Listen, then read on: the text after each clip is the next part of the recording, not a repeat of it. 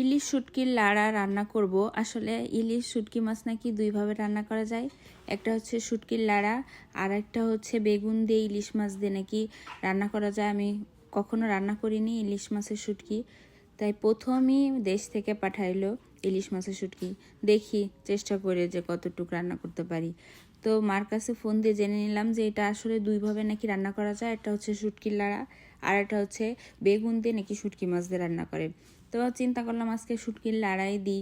এর আগে পরে আমি চাপা শুটকির লাড়া খাইছি, আবার দেখছিও কিভাবে রান্না করে চাপা শুটকি।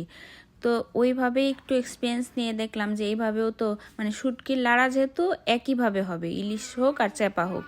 তো ওইভাবেই পেঁয়াজ রসুনটা আগে ভেজে নিলাম, ইলিশের শুটকিটা দিয়ে দিলাম, হলুদের গুঁড়া আর মরিচের গুঁড়া দিয়ে একটু কষাই নিব।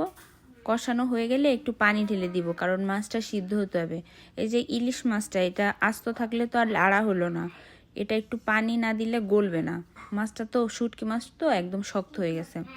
একটু কষানোর পর আমি একটু পানি দিয়ে দিলাম, দেখা যাক এটা কেমন হবে। এই যে আমি একটু পানি দিয়ে দিব, আর একটু পরপরই নাড়া দিচ্ছি। দেখেন একটু পরই দেখি ইলিশ মাছটা ভেঙে গেছে। তো আমার রান্না আরও সহজ হয়ে গেল। মাকে দেখছি চাপা শুটকির লাড়া যেরকম হয় ঠিক সেরকমই আমার ইলিশ শুটকির লাড়া হয়েছে, ওরকমই দেখতে হয়েছে, যদিও খেতে আলাদা হবে, ওইটা চাপা আর এটা ইলিশ। স্বাদ মতো লবণ দিয়ে দিব, আর একটু পরপরই নেড়ে দিব। যখন পানি শুকায় যাবে তখনই বুঝবো যে শুটকির লাড়াটা হয়ে গেছে, যে পানিটা শুকায় গেছে। কালারটাও সুন্দর হয়েছে।